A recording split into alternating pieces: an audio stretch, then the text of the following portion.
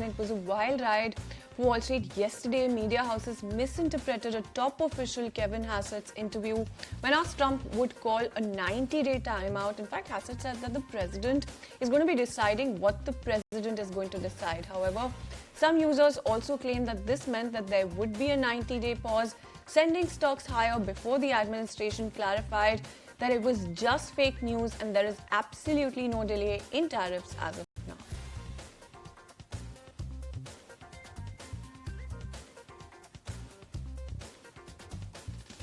Moving on, well, just hours after China issued a sharp rebuke to the West, declaring that threats and pressure are not the way forward, US President Donald Trump has launched a fresh offensive in escalating the tariff war. In a late-night post, Trump threatened a new wave of punitive tariffs on Chinese imports, demanding that Beijing roll back what he calls an unfair 34% levy, giving China just 24 hours to comply.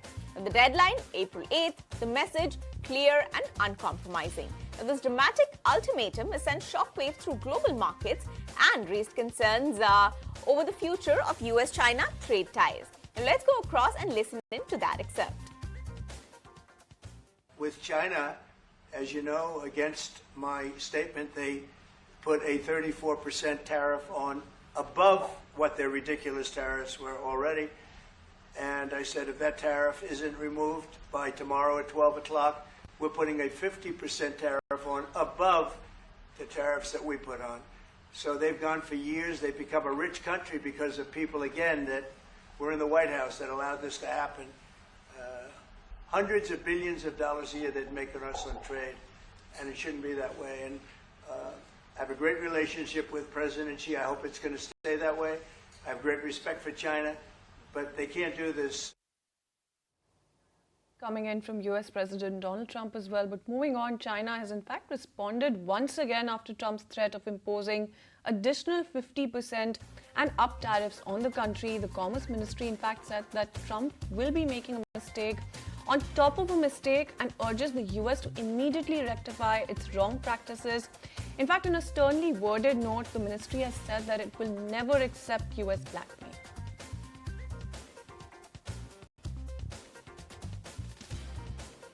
Well, moving on, it seems we would have to brace a long haul as tariff talks could stretch into the summer. US Treasury Secretary Scott Bessent said in an interview that he's surprised by the market's impatience, calling Trump's sweeping tariff just the opening move.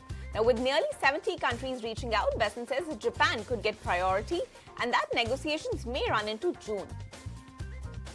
Moving on, is the US already in a recession? BlackRock CEO Larry Fink seems to think so. In fact, speaking at the Economic Club of New York, Fink said that most CEOs I talked to would say we're probably in a recession right now. One airline CEO, in fact, even told him the canary in the coal mine is already sick. Fink also warned Trump-era tariffs could be fueling inflation as well as rule out Fed rate cuts at this point. He also sees zero chance of 4 cuts this year.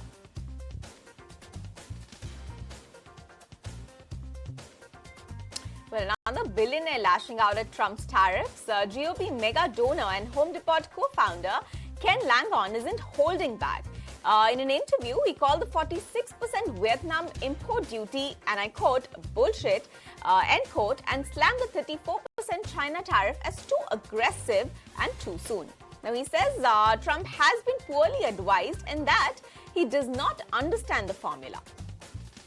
Moving on, Europe is clapping back. The EU Commission has proposed 25% tariffs on a wide range of US imports from motorcycles to poultry in retaliation for Trump's steel as well as aluminium duties.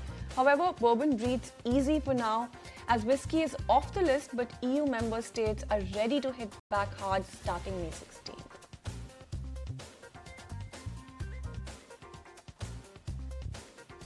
Next up, Benjamin Netanyahu and Donald Trump seem to have had a fruitful meeting, as of now at least.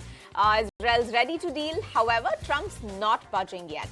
Netanyahu vowed to wipe Israel's trade deficit with US and tear down trade barriers, but Trump isn't pausing tariffs even against its closest allies. All he said was, maybe not, citing billions in US aid to Israel instead. Alright, then moving on to news and updates back home. If you like this video, then like, share and subscribe to ET Now.